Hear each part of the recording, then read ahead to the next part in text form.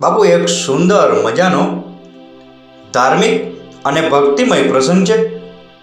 અને આ પ્રસંગમાં આજે આપણે જાણવું છે કે ભગવાન શ્રી કૃષ્ણને અનિરુદ્ધ નામથી શા માટે ઓળખવામાં આવે છે. ભગવાન શ્રી કૃષ્ણને અનિરુદ્ધ નામથી શા માટે સંબોધવામાં આવે છે.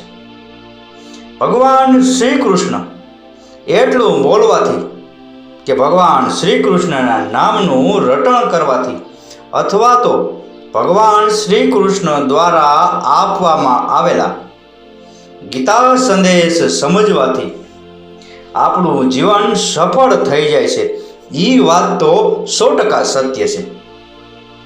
ભગવદ્ ગીતાજીમાં એટલે ભગવાન શ્રી કૃષ્ણના મુખે સમગ્ર સૃષ્ટિ માટે આપવામાં આવેલો ઉપનિષદનો સારાંશ સરળ શબ્દોમાં કહીએ તો ભગવાન શ્રી કૃષ્ણ એટલું જ કહે છે કે કર્મ, જ્ઞાન અને ભક્તિ મુક્તિના માર્ગના પથદર્શક છે. પણ જ્યારે અનેક સંબોધનોની જેમ ભગવાન શ્રી કૃષ્ણ માટેનું કોઈ અનોખું સંબોધન સાંભળવા મળે ત્યારે આપણને એક વાતનું આશ્ચર્ય થાય છે કે આ નામ પણ ભગવાન શ્રી કૃષ્ણનું સંબોધન છે. જેમ કે ભગવાન શ્રી કૃષ્ણને અનિરુદ્ધ નામે પણ સંબોધવામાં આવે છે. ત્યારે આપણું જ જ્ઞાન આપણા મનમાં ટકોર કરે છે કે અનિરુદ્ધ તો ભગવાન શ્રી કૃષ્ણના પૌત્રનું નામ છે. તો ભગવાન શ્રી કૃષ્ણને અનિરુદ્ધ કેમ કહેવામાં આવે છે? એક વાત એકદમ તાર્કિક છે કે ભગવાન શ્રી કૃષ્ણ એટલે ભગવાન વિષ્ણુના દેહધારી અંશાવતાર. એટલે ભગવાન વિષ્ણુ માટે જે સંબોધન થયા છે એ જ નામ અને એ જ સંબોધન ભગવાન શ્રી કૃષ્ણ માટે પણ પરસ્પર અને સમાંતર ગણવામાં આવે છે.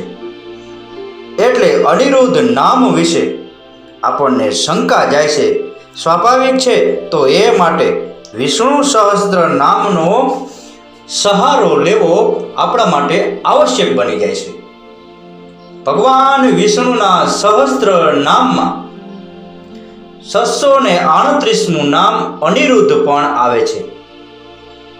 શાસ્ત્રો અનુસાર જોઈએ તો ભગવાન વિષ્ણુના 4 વિવિધ વિસ્તારિત સ્વરૂપો માનવામાં આવે છે. જેમાંનું એક વાસુદેવ, બીજું પ્રદ્યુમ્ન, ત્રીજું શંકરાસન અને ચોથું અનિરુદ્ધ. ભગવાન વિષ્ણુના સહસ્ત્ર નામના અર્થ વિસ્તાર કરતા આદિ શંકરાચાર્યએ અવતરણ ટાંક્યું છે કે ચતુર્યુહેષુ ચતુર્થો વ્યુહા અનિરુદ્ધ. ભગવાન શ્રી કૃષ્ણના નામ માટે જ્યારે તર્ક શોધવામાં આવે ત્યારે એક તો પુરાણોનો સહારો મળે. ભગવાન વિષ્ણુના નામ અને સંબોધનો સાથે સમાંતર હોવાની સાક્ષી પણ મળે. અનેક વાર્તાઓ, અનેક કથાઓ, અનેક લોકવાયકાઓ અને અનેક શાસ્ત્રોની સાબિતીઓ પણ મળે છે.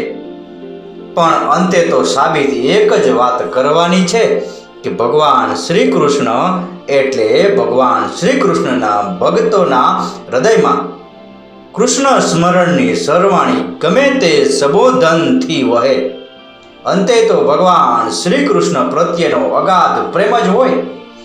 તેમ છતાં આદિ જગતગુરુ શંકરાચાર્ય ભગવાન વિષ્ણુના સહસ્ત્ર નામ પર વિસ્તૃત અર્થઘટન કરી ભગવાન શ્રી કૃષ્ણના સંબોધનો પાછળ અનેક તર્કો આપ્યા છે. એ અનુસંધાને આદિ જગતગુરુ શંકરાચાર્ય કહે છે કે ના નિરુધ્યતે શત્રુભિ કદાચિત ઇતિ અનિરુદ્ધ. સંસ્કૃત ભાષામાં નિરુદ્ધ શબ્દનો અર્થ થાય છે દબાવવું અથવા કેદ કરવું. ભગવાન વિષ્ણુ કે ભગવાન શ્રી કૃષ્ણના અર્થમાં લઈએ તો ન તો કોઈનાથી દબાય છે કે ન તો કોઈ તેમને કેદ કરી શકે છે. તેથી તેમને અનિરુદ્ધ તરીકે સંબોધન કરવામાં આવે છે. ભગવાન શ્રી કૃષ્ણ માટે આવા જ આશ્ચર્યજનક સંબોધનોમાં એક સંબોધન એટલે પ્રદ્યુમ્ન છે અને બીજું સંબોધન વાસુદેવ પણ છે.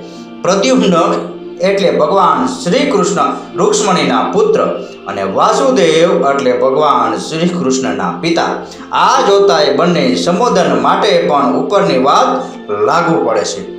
બાપુ, આ હતો ભગવાન શ્રી કૃષ્ણને અનિરુદ્ધ નામથી શા માટે ઓળખવામાં આવે છે, ભગવાન શ્રી કૃષ્ણને અનિરુદ્ધ નામથી શા માટે સંબોધન કરવામાં આવે છે, એ વિશેનો પ્રસંગ. આ પ્રસંગ, આ કથા, આ વાર્તા પૂરેપૂરી સાંભળી એ બદલ આપનો ખૂબ ખૂબ આભાર. આપનો દિવસ શુભ રહે. મહાદેવ.